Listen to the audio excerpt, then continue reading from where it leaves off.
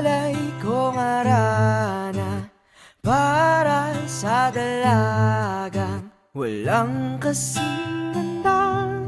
Amoy rosas ang alimuyak kung nanaisin ng tadhanang mapalin lang. Di hahayaan mawala pa tong liham na umaasang mata mong makabasa. Kilala ang kaharian ng Berbanya sa mapayapang pamumuno ni Haring Fernando at Reyna Valeriana. Pero, hindi makapagdesisyon ang hari kung sino sa kanyang tatlong anak ang karapat-dapat na magmana sa kanyang trono.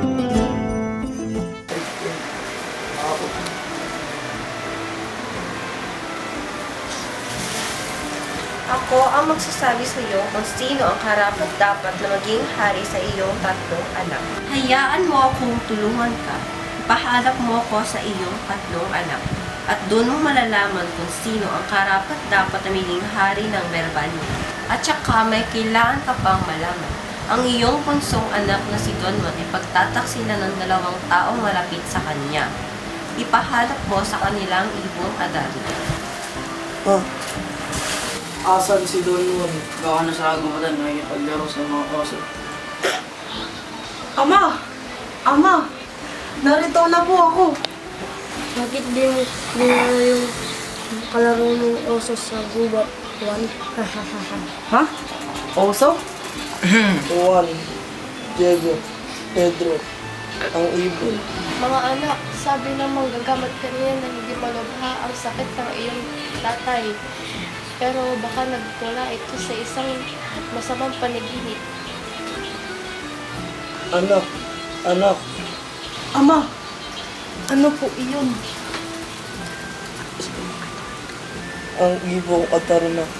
Puntang magkapatid sa isang pakikipagsapalaran upang hanapin ang ibong adar. Paano na to? Doon naman, wala na tayong madadaanan. Oo nga eh. Ikaw kasi Don Juan kung saan mo kami dinadala. Pasensya na kuya. Ikaw talagang bata ka, wala kang kwenta. Ading, Sino ka? Uy, huwag mo naman ganyanin. Kawawa na nga oh. huwag mo nang tulungan yan. Sayang ng oras natin dyan. Magtatanong lang po sana ako kung meron po kayong pagkain. Gutom na po kasi ako. Wala kaming pagkain. Umalis ka na nga. Uy kuya, huwag nyo naman ganyanin. Ayun oh, may nakikita akong pagkain.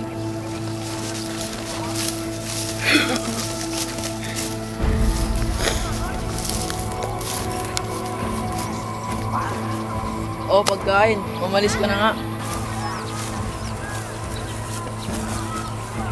Oy, Diego, may nakita akong daran. Iwan natin si Don Juan. Sige.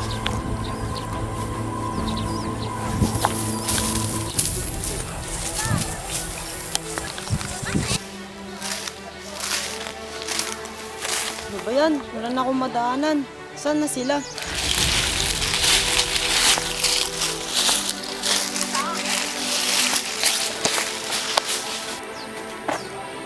Ang hirap kasama ng dalawa. Hanapin ko lang ang ibong Adar na mag-isa. Ipagpapatuloy ko na ang paghahanap. Ang hirap rin pala hanapin ng ibong Adar na. Kaso gagawin ko lahat para maging hari. Wala, ano iyon? Yun ba ang ibong Adar na? Ako ang unang kumuha. Kasi pagod na ako. Alam kong yan lang ang ibong Adar na at hindi yan aalis. Magpapahinga muna ako.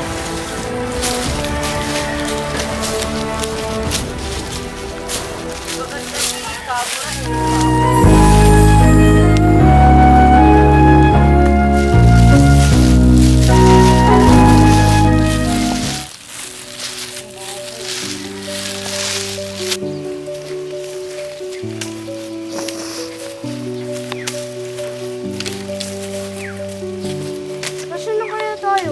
Baka nasa bundok naman na tayo. Nasaan na tayo? Pedro. Pedro. Pedro. Pedro.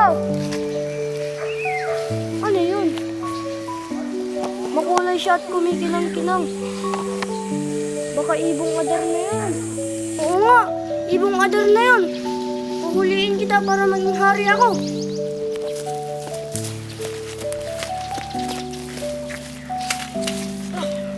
Ang hirap naman akitin nito. Ang taas. Sa wakas, nakahanap din kita. Ibong Adarna. Nakakapagod. Magpahinga lang muna ako.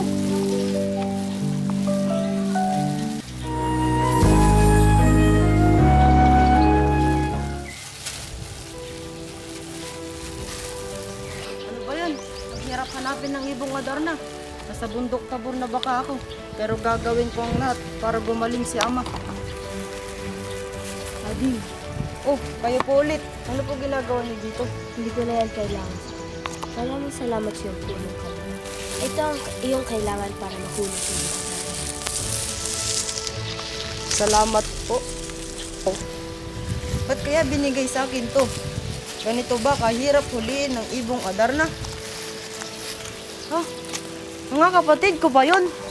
At ano yun? Kumikinang at makulay. Ibong Adarna ba yun?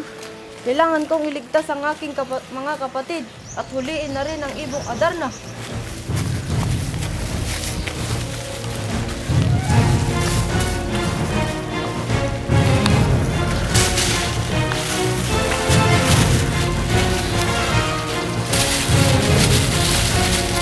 Nung nakuha ni Don Juan ang ibong Adarna, tinulungan niya ang kanyang mga kapatid gumaling na rin ang hari sa huli.